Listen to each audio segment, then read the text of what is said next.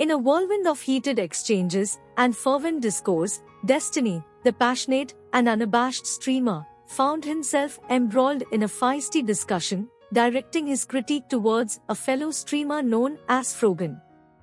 The air was thick with tension as Destiny lashed out, his words cutting through the digital realm with the precision of a surgeon's scalpel.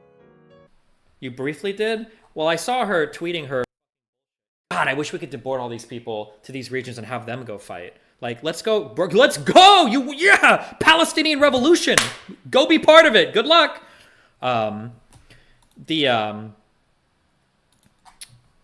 I looked at her stats because Melina had brought it up too. Like, oh yeah, this girl, like, she just won this upcoming streamer award because she's like friends with those people. And I'm like, is that true, Melina? And then I looked up her stats and I was like, yeah, it is true. This chick has been streaming for years. She's been losing audience literally the entire time. And then somehow, like a year ago, she won an upcoming streamer award?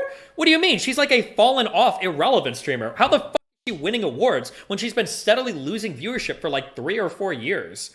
I have no idea how the she won that. Like, yeah, I don't know. That was wild to me. But apparently because she got the support of like the other, she's like literally, it was like a Hassan Orbiter award basically, but yeah.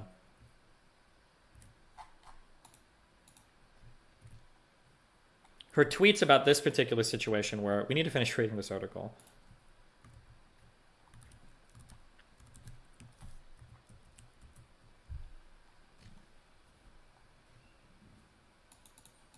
Destiny, isn't it fair to hate said group if said group unjustly persecuted your people for a long period of time? Yes. Okay. Which is why I'm saying we need to carve out room. There needs to be room to talk about Israeli aggression against Palestinian people. And there needs to be room to talk about a justified desire for reprisal from the Palestinian people. We can make room for that. But when you're at a point where you're clapping and cheering for people, like murdering people and dancing about it on camera, you've gone too far, right? There's a line. You can't go that far. That's insane.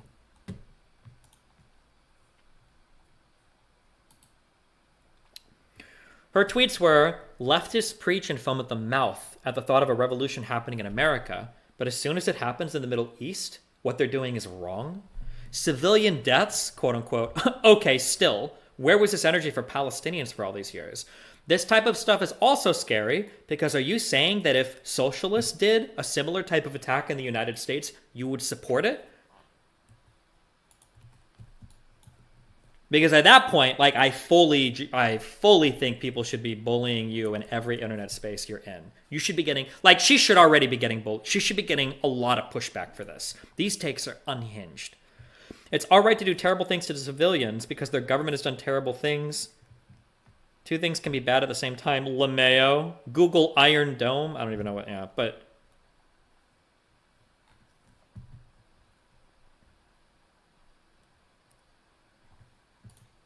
Yeah, that's wild. I feel like if Hamas only went after military targets, it would have been much better. But nope, their cowards went after civilians. Yeah, that's why I tweeted that as like a joke. I didn't get much engagement on it, but I genuinely believe it. I think that like, if they would have like targeted the settlements in the West Bank, I feel like everybody would feel differently. Even I would still feel bad. You can't like have videos and shit of people abducting you. But like, if this was against settlers on the West Bank, I'd be like, bro, why the fuck are you guys even settling there? Like, yeah, I mean, get fucked. Obviously, it's bad what Hamas is doing, but like, bro, targeting a dance festival? Like, what the fuck is wrong with you? That's some wild shit.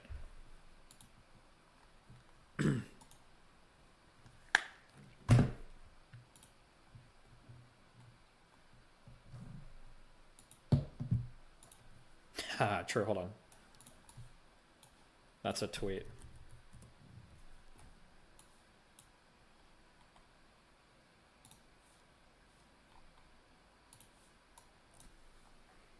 Boom, boom, boom.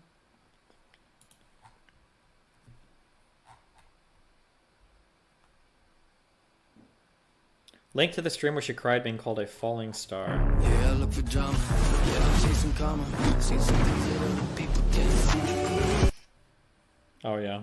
A falling star award? Bro, that'd be so funny. Fuck, I don't remember if at the time, I don't remember if I actually looked at her streamer stats. Hold on.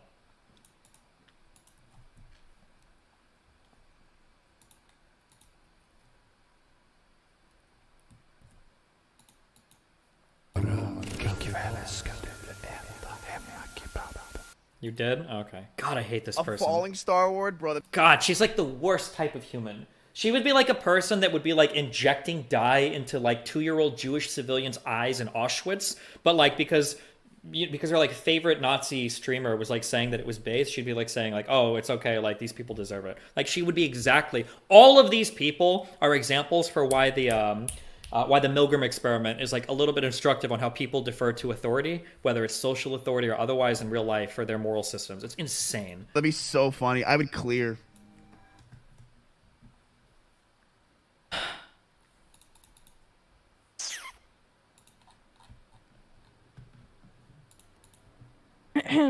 Honestly,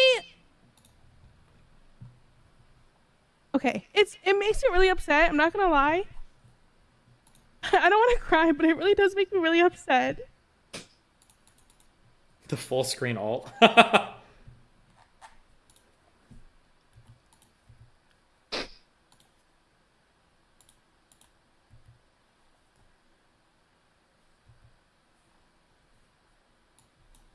Listen, I saw the clip. The reason I said that.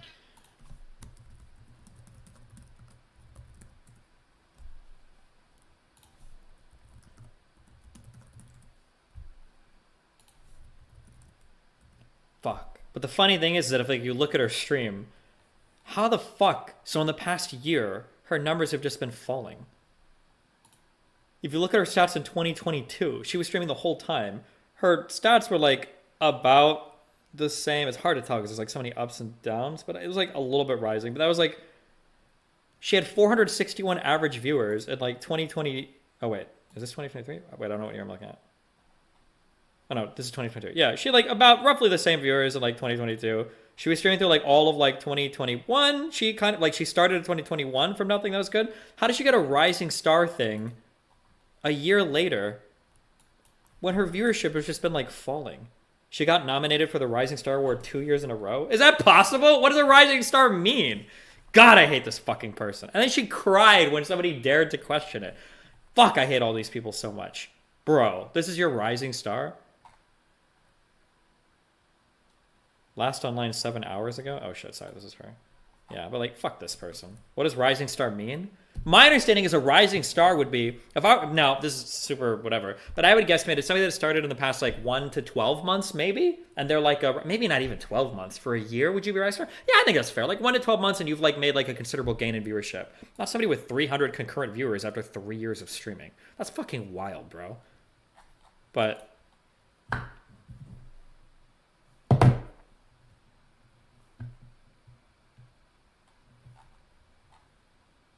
I don't know. Okay.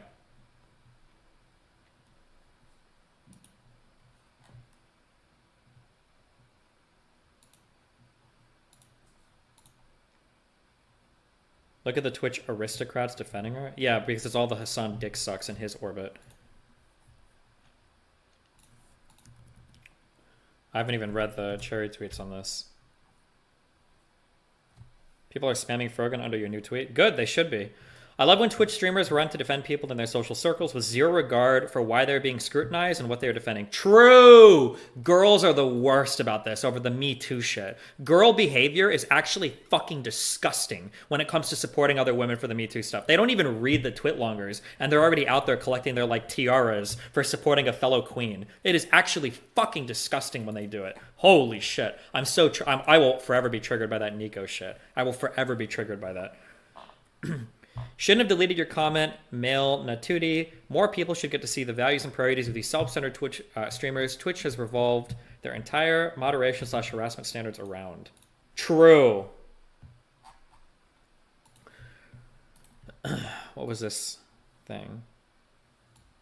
What's the Nico shit? Nico is a girl that was upset that her ex broke up with her, went to his house and beat him up so bad that the cops actually came. They arrested her and she was convicted for domestic violence. She came out a couple years later and put out a Me Too tweet on him saying that he forced her to go out and fight with him. And every fucking woman on Twitch was yes queening her in the replies. And nobody ever gave a fuck about the actual police report. That was fucking wild. Holy shit. Remember Frogan in tears because she thought Mizkif didn't deserve a streamer award. No tears shed for innocent lives. Taken, though, and expects everyone else to care less. Soulless behavior. True. I also enjoy using non-correlated situations to be illogical and unreasonable just so I can make myself feel better when others get hate. Stank pussy energy club founder vibes over here. Oh, it's Melina.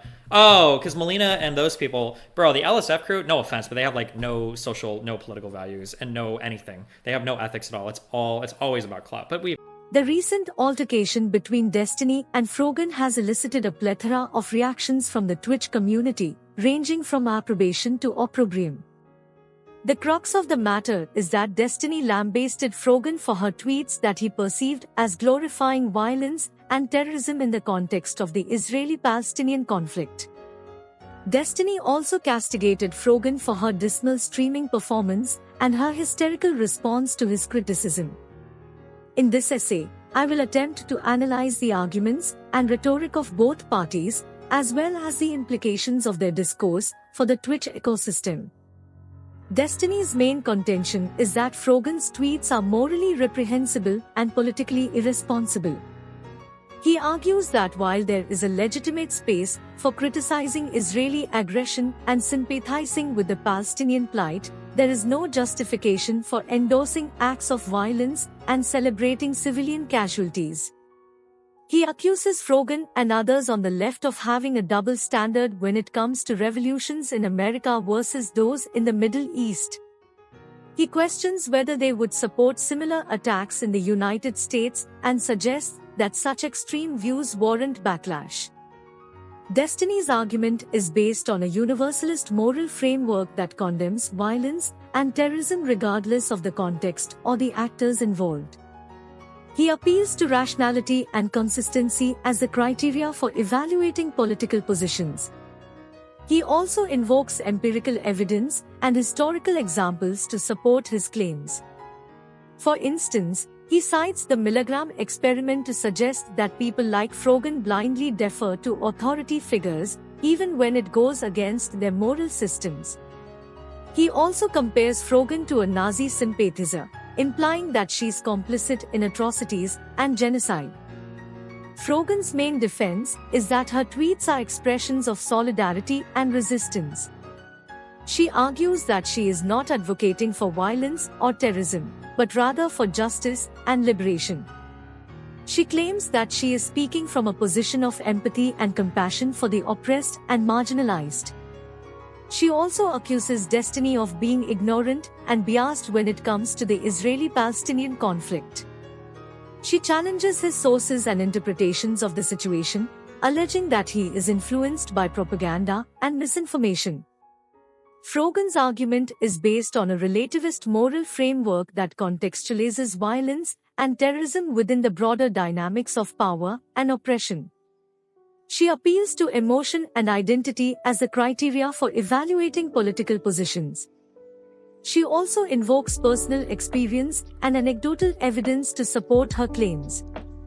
For instance, she mentions her visit to Palestine to suggest that she has first-hand knowledge and insight into the conflict. She also compares Destiny to a colonialist oppressor, implying that he is part of the problem and not the solution. The clash between Destiny and Frogan reflects a deeper ideological divide that transcends the specific issue of the Israeli-Palestinian conflict. It also exposes a cultural rift within the Twitch community, where different norms and values are at play. Destiny represents a more rationalist and universalist approach to politics, where facts and logic are paramount. Frogan represents a more emotivist and relativist approach to politics, where feelings and identity are paramount. These approaches are not mutually exclusive, but they often come into conflict when dealing with complex and contentious issues. The implications of this conflict for the Twitch ecosystem are manifold. On one hand, it could foster a more robust and diverse political discourse, where different perspectives and arguments are challenged and scrutinized. On the other hand, it could also fuel a more toxic and polarized political environment, where personal attacks and insults are rampant and productive dialogue is rare.